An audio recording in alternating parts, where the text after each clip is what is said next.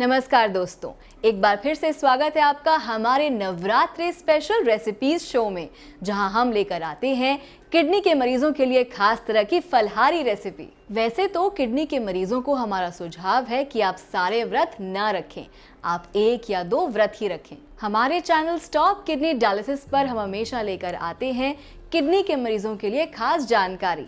ऐसी ही जानकारी आज हम आपके लिए लेकर आए हैं।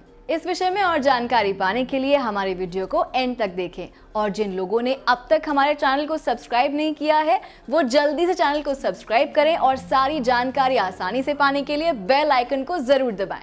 आज चौथा नवरात्रा है और मान्यता है कि इस दिन माता कुष्मांडा का व्रत और पूजन किया जाता है। आप इस दिन माता कुष्मांडा को फलाहारी डोसे का भोग लगा सकते हैं और किडनी के मरीज भी इसका सेवन कर सकते हैं। चलिए शुरू करते हैं और जानते हैं फलाहारी डोसा बनाने की विधि।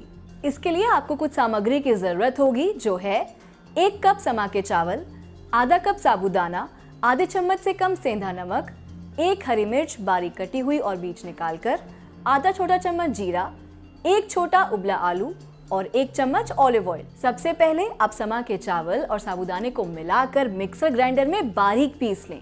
इसके बाद उसको एक बर्तन में निकाल कर उसमें आवश्यकता के अनुसार पतला सा बैटर बना लें। जब तक बैटर सेट हो रहा है, आप डोसे में भरने के लिए आलू तैयार कर लें, जिसके लिए आप एक पैन में आधा चम्मच तेल डालें और उसको गर्म होने दें।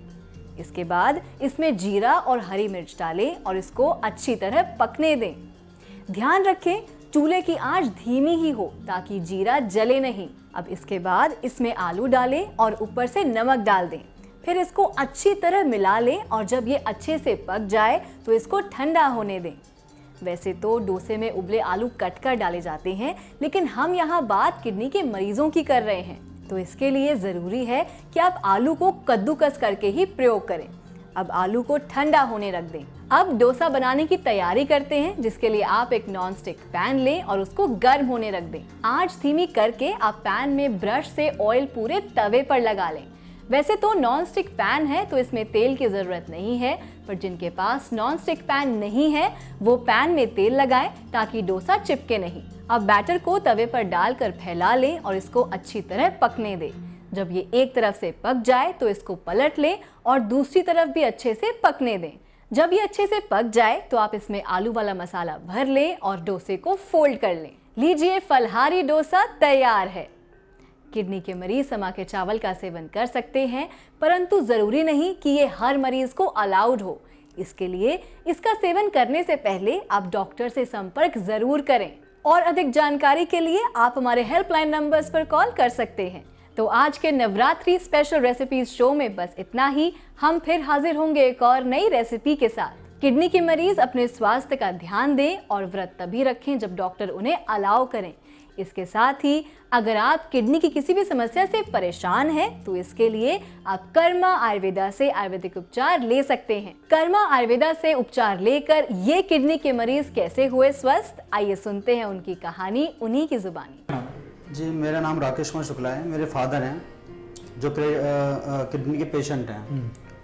मैं यहाँ पे 4 महीने पहले आया था लॉकडाउन में, तो डॉक्टर साहब ने मुझे कंसल्ट किया था। हाँ, बताएं। पिताजी मेरे तो जब यहाँ पे आए थे तो उनका क्रिएटिन सीरम था 9.5। जब फर्स्ट टाइम मैं यहाँ पे आया था 9.5 उनका क्रिएटिन सीरम था, और उनको जैसे वॉमिटिंग आती थी और भूख भी नहीं लगती थी। फर्स्ट टाइम में यहाँ पे दवा लेके गया तो उस दवा से उनको वीकनेस थोड़ी कम हुई, उनको भूख भी लगने लगी, और उनका बीपी भी नॉर्मल हुआ। शुगर पेशेंट थे, जो शुगर की वजह से उनको ये बीमारी शुरू हुई है, क्रिएटिन की प्रॉब्लम चल रही, किडनी इन्फेक्शन। और 1 महीने दवाई खाई तो उनको थोड़ा अच्छा फील हुआ। 1 महीने की मेडिसिन, 1 महीने में क्या क्या चेंजेस आए उनको? ये रिपोर्ट दिखाएंगे। पहले उनका क्रिएटिनिन काफी बढ़ा हुआ था, उनके पिताजी की समस्या बहुत गंभीर थी, उस समय डायलिसिस से भी समाधान नहीं हो पा रहा था। आज वो समस्याओं को मात देते हुए किस प्रकार क्रिएटिनिन कम हुआ, किस प्रकार उसको हराने की तरफ चल पड़े हैं, बढ़ पड़े हैं, वो इस रिपोर्ट के माध्यम से सिद्ध होता है।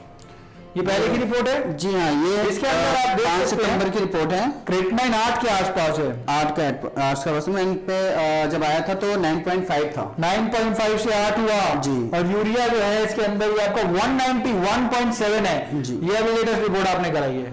ये मेरी रिपोर्ट है 17 सितंबर। 17 सितंबर की ये रिपोर्ट है और इसके अंदर आपका क्रेटिनिन 4.9 आ गया है और blood urea has reduce to 98.3। दोनों रिपोर्ट साइमल्टेनियसली दिखाएंगे, साथ में दिखाओ दोनों रिपोर्ट्स। आप देख सकते हैं इस रिपोर्ट को, ये पहले वाली रिपोर्ट है जो राइट हैंड साइड पे, और लेफ्ट वाली रिपोर्ट जो अभी की है। क्रेटिनिन 8.0 से 4.9 हुआ और यूरिया जो है वो 191.7 से 98.3 हुआ। जमीन आसमान का अंतर आया है रिपोर्ट्स में, फिजिकल लेवल पर अंतर आया है। जब इन्होंने देखा उनके पिताजी को असर आ रहा है तो इन्होंने और मरीजों को भी बताया और उनको भी इसी प्रकार से इंप्रूवमेंट्स आई। और बहुत से अन्य पेशेंट जो हैं इसी प्रकार से जुड़ते हैं, जब एक को फायदा होता है तो वो अनेकों को लाता है। और आज इसी प्रकार से इसी कड़ी में आपके पिताजी को भी इंप्रूवमेंट्स नजर आए। इम्प्रूवमेंट